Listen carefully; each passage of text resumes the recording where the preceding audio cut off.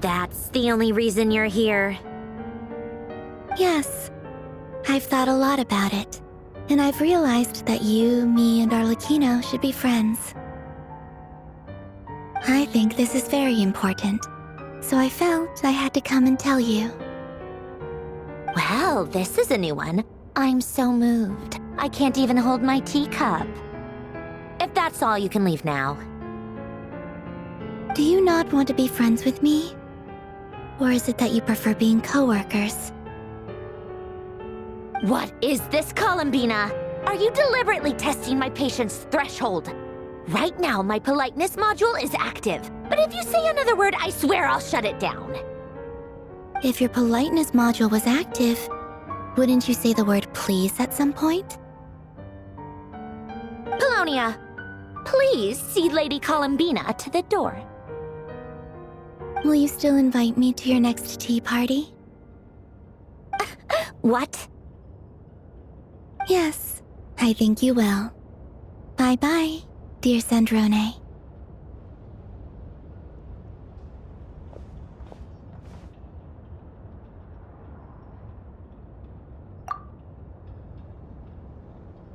Last time, the Wild Hunt escorted you out. Would you rather I handled it myself this time? We just wanted to, see how you were doing now that it's all over. Why? Out of concern for my safety? I hope you didn't seriously think that the Rayhir of Solnari would be able to lay so much as a finger upon me, given how prepared I was. Mostly because you kind of helped us out, so we just wanted to check you were okay. Looks like all your robots are fixed, huh?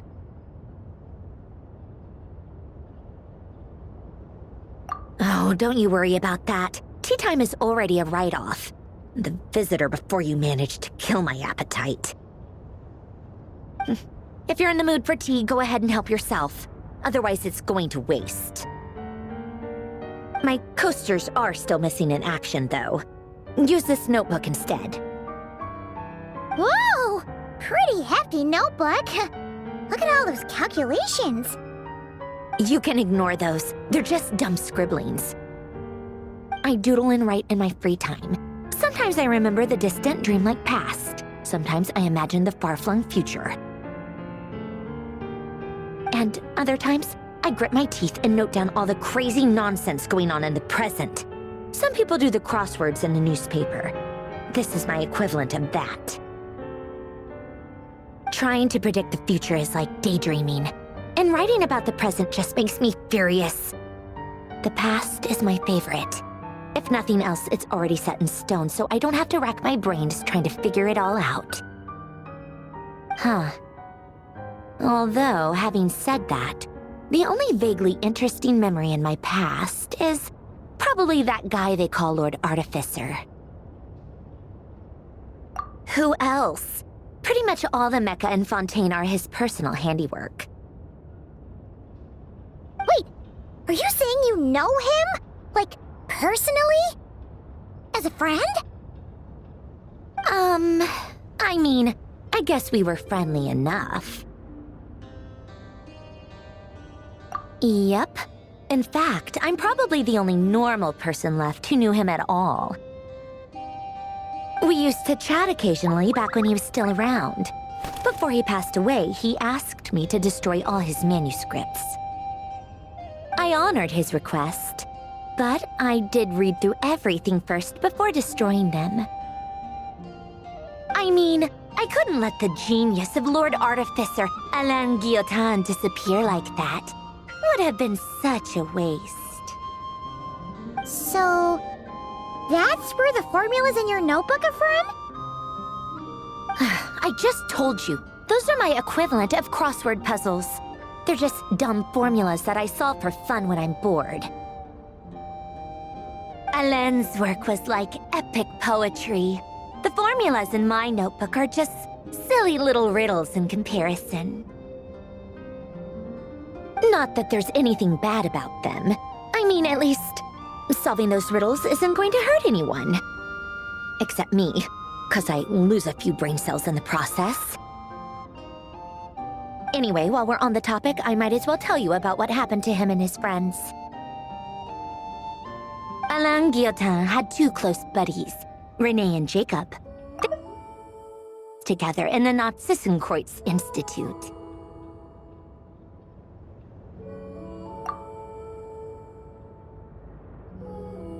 They were all quite competitive, so there was some rivalry between them, but it was a friendly rivalry. But beneath the friendship and the rivalry ran something deeper, a sense of nostalgia for the past. Unfortunately, childhood would end, the prophecy would come true, the apocalypse would arrive, and the future would never be. A mad dream that would normally only capture the minds of lunatics began to take root in their hearts. A dream of saving the world. And if Renee and Alain had been people of lesser wits, that dream would probably have ended up as something for them to joke about in their older years. But alas, they were some of the sharpest minds around. They nurtured that dream with the full power of their intellect, and it grew into something that ate away at their souls. The first of them to fall under its spell was Renee. Against Alain's wishes, he persisted in experimenting on a mutual friend of theirs to try and save their life. Alain did not approve and parted ways with Renee. It's complicated. Alain wanted to believe that Renee only did what he did for the sake of their friendship. But when he told me about what happened, I could tell he still had some suspicions about Renee's motives. Perhaps the seed that would grow into a nightmare had already sprouted in Renee's mind. Even then. The next time they met, Renee's soul had been completely engulfed by the dream of salvation. His futile attempt to change the tide of fate only resulted in a wave that swallowed up the world, even before the apocalypse came. And although that wave died down eventually, I hear that it just recently came back with a vengeance. As I understand, Renee wanted to live out his dream of salvation once more. But I'm told that the attempted resurgence finally died out for good. At long last, Renee awoke from his deluded dream. Though of course by then it was far too late. What do you think of Renee? Do you admire his transcendent genius? His view that any price was worth paying to achieve the lofty goal of saving the world? Or do you despise him? Dismiss him as an evil madman who wrought havoc on the lives of everyone around him as he pursued his delusional dream? Same difference, really. Just a matter of perspective. Doesn't surprise me. You share one thing in common, after all. You both want to be the savior. The only difference is, your dream came true, and his, well, he wasn't the one who made it come true. I don't like fanatics who give up their whole lives for their ideology. Nor do I like fools who let their delusions take control. Maybe I could understand if Renee had just been an ordinary person. But he had a sage-like intellect, and still managed to get himself lost in the labyrinth of his own desires. Anyway, that's enough about Renee. Now, moving on to Alain Guillotin, the Lord Artificer. He managed to put a stop to the first storm whipped up by Renee. But after that, Alain lost his friends and family. To his credit, I suppose, the loss of his family and friends was purely a tragic accident. It's not like Alain sacrificed them for his cause or anything. After that, the only thing supporting his work was the same dream that had dragged his closest friend down to the abyss. But although the desire to save Fontaine drove him to found the Fontaine Research Institute, Alain continued to reject any form of transcendental knowledge or power. He was suspicious and fearful of it. having seen the way it had affected his closest friend. I think that formulas and machines derived solely from human intellect were the only thing that gave him a sense of spiritual comfort. Yet Alain's intellect was simply too great. It barely left him space to breathe in his lifetime. Once he realized that the end of his life was approaching, he finally accepted the truth. The Nazissenkreuz Institute needed someone, and a human being, to see its story through to the end. He quit working on his formulas, trading them in for the fairy tales that had played such a formative role in his childhood, but which he barely touched in his adult life. He told me that the director of the Nazissenkreuz Institute used to read those fairy tales to the children as bedtime stories. Apparently, they worked wonders at sending kids off to sleep. I think that all he wanted at that time in his life was to be able to sleep deeply without being plagued by depression. By that point, nothing else really mattered.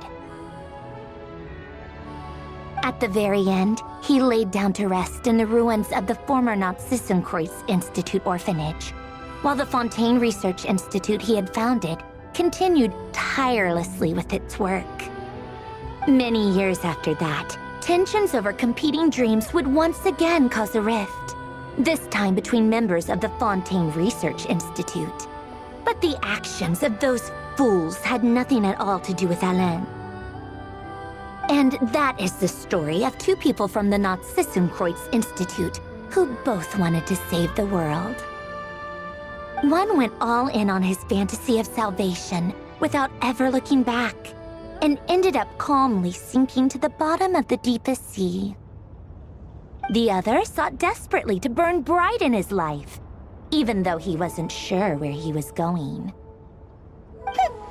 I do sometimes wonder, why is it that people like them have such grand hopes of saving the world? Even the grandest tree starts as a tiny seed. So perhaps, for each of them, their mission to save the world began with a very simple desire: to save themselves.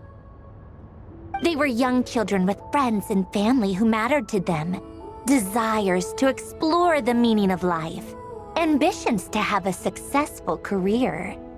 They didn't want to see all of that taken away in one fell swoop. Or maybe they just wanted to find something to anchor themselves within the chaos, to stop them getting quietly swept away by the storms of life. But instead, the search for their own salvation took them down the rocky road laid out by fate.